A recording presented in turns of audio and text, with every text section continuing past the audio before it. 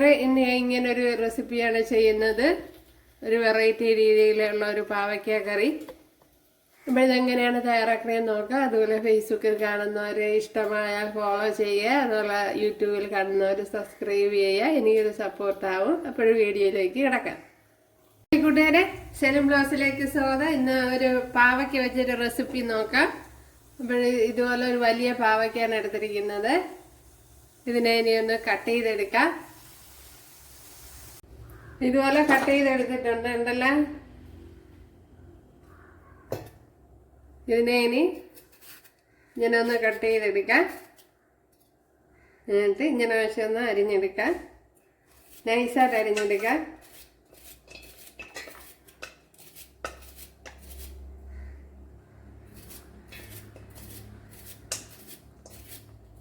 ഇതെല്ലാം ഇതുപോലെ കട്ട് ചെയ്തെടുക്കാം. അപ്പം ഞാൻ എല്ലാം ഇവിടെ അരിഞ്ഞ് എടുത്തുകൊണ്ട് വന്നിട്ടുണ്ട്. ഇതിലേക്ക് ഇനി ശകലം ഉപ്പിട്ട് കൊടുക്കാം.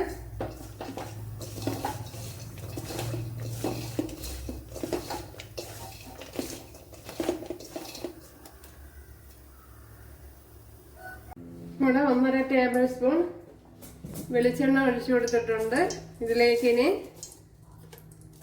1/4 ടീസ്പൂൺ ഉലുവ ഇട്ട് കൊടുക്കാം. 1/4 ടീസ്പൂണാണ്.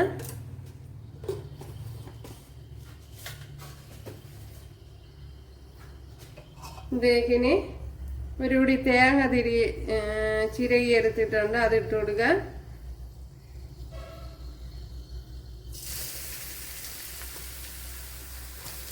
ഓയിലൊക്കെ അവരവരെ ഇഷ്ടത്തിന് എടുക്കുക.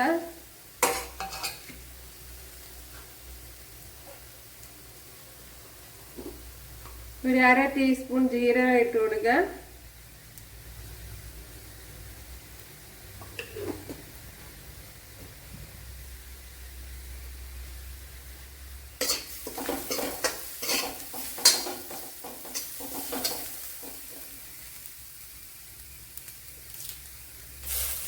കറി ലീവ്സ്,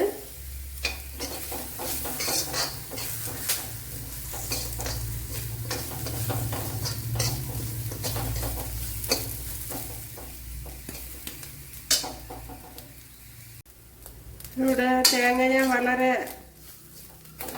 പൊടിയായിട്ടാണ് ചിരകി എടുത്തത്. അല്ലെങ്കിൽ മിക്സിയുടെ ജാറി വെച്ച് ഒന്ന് ക്രഷ് ചെയ്തെടുത്താൽ എല്ലാം ഒരേപോലെ ഇട്ട്, അപ്പോൾ ഒരേപോലെ ഇട്ട് ഇതുപോലെ പെട്ടെന്ന് മൂത്ത് ഇട്ട് ഇതിലേക്ക് ഇനി ഒരു 6-7 വറ്റൽമുളക് ഇട്ട് കൊടുക്കാം. അപ്പോൾ തേങ്ങ ഒരു പകുതി മൂപ്പായതിന് ശേഷം വേണം ഇട്ട് കൊടുക്കാൻ, അല്ലെങ്കിൽ മുളക് കരിഞ്ഞു പോകും.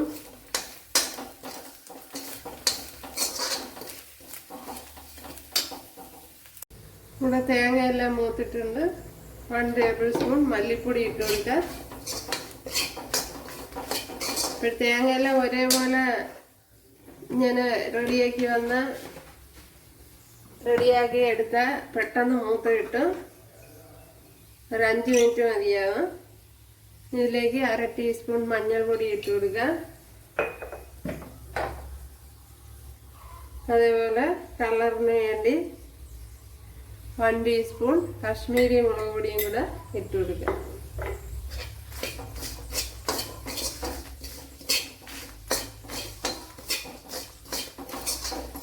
പിന്നെ ഇപ്പം തീ ഓഫ് ചെയ്തിട്ടിട്ടാണ് പൊടി ഐറ്റങ്ങളൊക്കെ ഇട്ട് കൊടുത്തത്.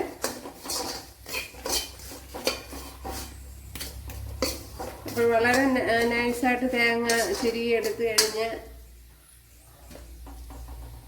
വളരെ ചെറുതായിട്ട് തേങ്ങ ചിരകി എടുത്താൽ ഇതുപോലെ പെട്ടെന്ന് മൂത്ത് കിട്ടും.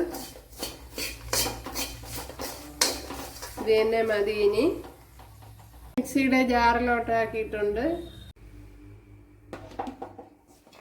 അപ്പോഴും നേരത്തെ ഉപ്പൊക്കെ ഇട്ട് വെച്ചിരുന്നതാണല്ലോ, ഇതിനെ ഒന്ന് പിഴിഞ്ഞെടുക്കാൻ.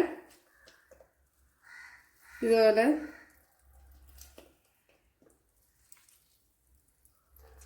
പിന്നെ ഞാൻ അതിൻ്റെ ഗുണങ്ങളോടുകൂടി തന്നെ ചെയ്യണമെന്നുള്ളവർക്ക് അങ്ങനെ ചെയ്യാം. ഞാനിപ്പോൾ ഇതുപോലെ പിഴിഞ്ഞെടുക്കണുണ്ട്.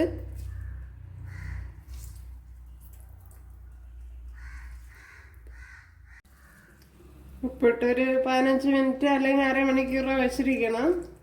എങ്കിൽ ഇതുപോലെ ശരിയായി വരും. ഇങ്ങനെ പിഴിഞ്ഞെടുക്കാൻ പറ്റും. അതുപോലെ കയ്പും കുറവായിരിക്കും ഇങ്ങനെ ചെയ്യുമ്പോൾ.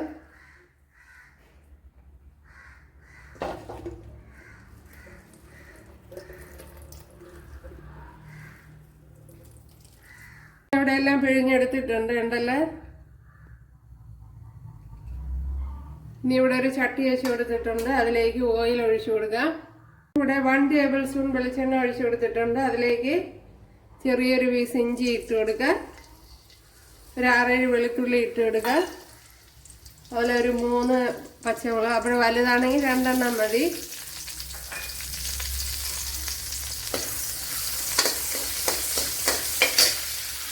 ഒരു ശകലം കറി ലീവ്സ് ഇട്ട് കൊടുക്കുക.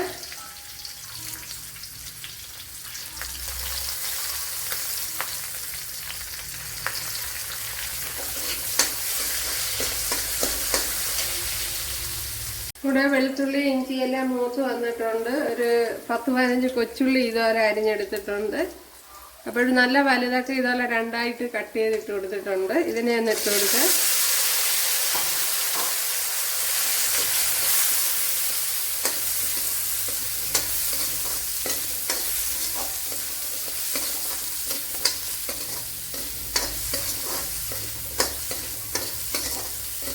ഇതിനെ നല്ലവണ്ണം ഒന്ന് വഴറ്റിയെടുക്കാം.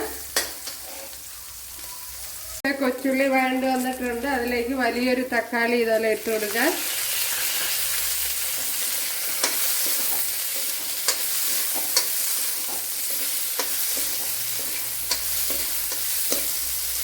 ഇതിലേക്ക് ഇനി ഈ പാവയ്ക്കയും കൂടെ ഇട്ട് കൊടുക്കാം.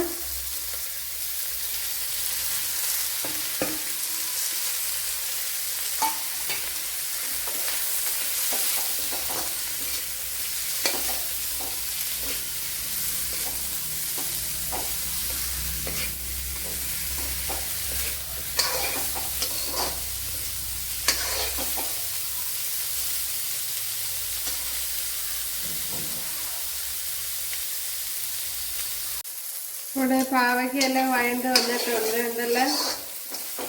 ഇനി ഇതിലേക്ക് അരച്ചു വെച്ചിരിക്കുന്ന അരപ്പ് ഒഴിച്ചു കൊടുക്കാം.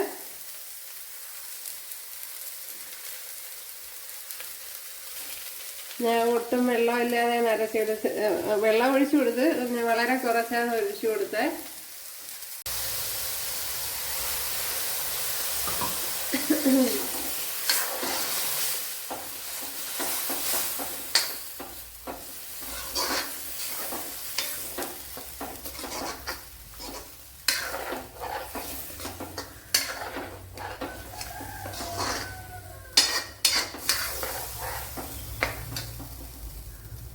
ഇപ്പോൾ ഇത്രയും വെള്ളം ഒഴിച്ചു കൊടുത്തിട്ടുണ്ട്.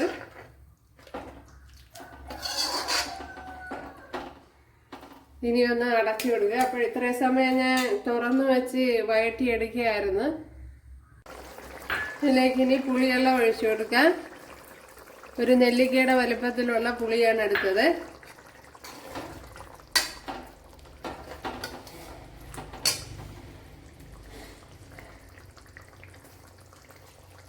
ഇനി പുളി ഒഴിച്ചു കൊടുത്ത് ആവശ്യത്തിനുള്ള ഉപ്പിട്ട് കൊടുക്കുക.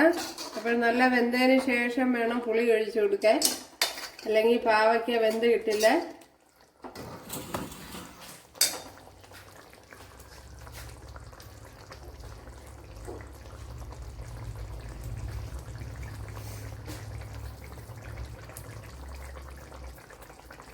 ഒരു ഉപ്പിട്ട് കൊടുത്തിട്ടുണ്ട്. ഇനി നോക്കാം ഉപ്പും പുളിയൊക്കെ ഉണ്ടോന്ന്.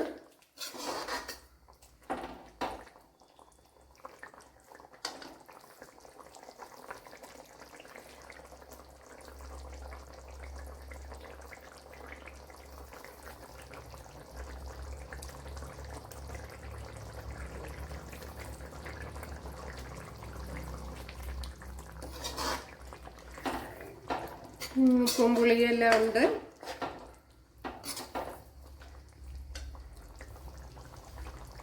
അപ്പോൾ ഓയിലൊക്കെ തെളിഞ്ഞ് വന്നപ്പോഴത്തേനും ഗ്യാസ് ഓഫാക്കിയിട്ടുണ്ട്.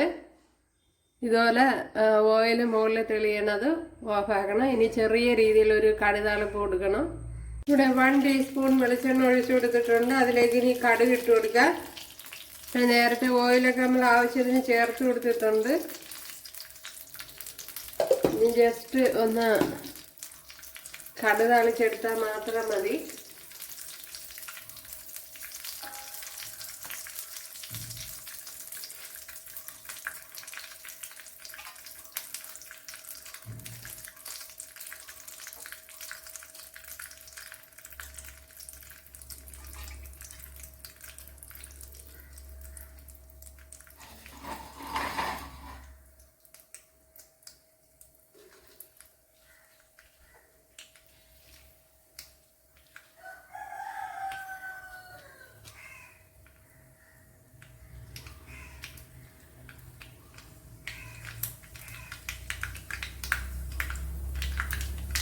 ഇവിടെ കടുക് പൊട്ടിയിട്ടുണ്ട്. ഇതിലേക്ക് വറ്റൽമുളക് ഇട്ട് കൊടുക്കുക.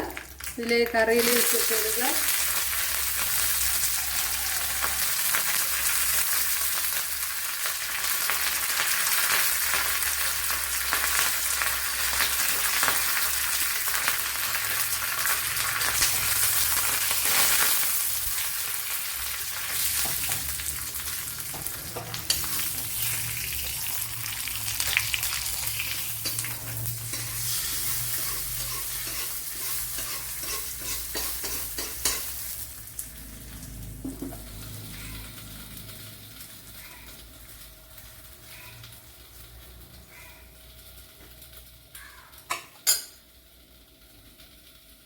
അപ്പോഴും നമ്മുടെ നല്ല ടേസ്റ്റ് ഉണ്ട്. നിങ്ങൾ ചെയ്ത് നോക്കിയാലേ അറിയാവുള്ളൂ. അപ്പോഴും ഇതുപോലെ ചെയ്ത് നോക്കുക. ഇപ്പോൾ കൊച്ചുള്ളി ഉടയ്ക്കാൻ മടിയാണെന്നുള്ളവർക്ക് സവാള എടുക്കുക. എന്നാലും കൊച്ചുള്ളി എടുക്കുമ്പോൾ അതിൻ്റെതായ ടേസ്റ്റ് ഉണ്ടാവും. അപ്പോഴെല്ലാവരും ചെയ്ത് നോക്കുക. ഇഷ്ടമായാൽ സബ്സ്ക്രൈബ് ചെയ്യുക, എനിക്കൊരു സപ്പോർട്ടാവും. അപ്പോൾ അടുത്തൊരു വീഡിയോ ആയിട്ട് കാണാമെന്ന് പറഞ്ഞുകൊണ്ട് എല്ലാവർക്കും താങ്ക്സ്.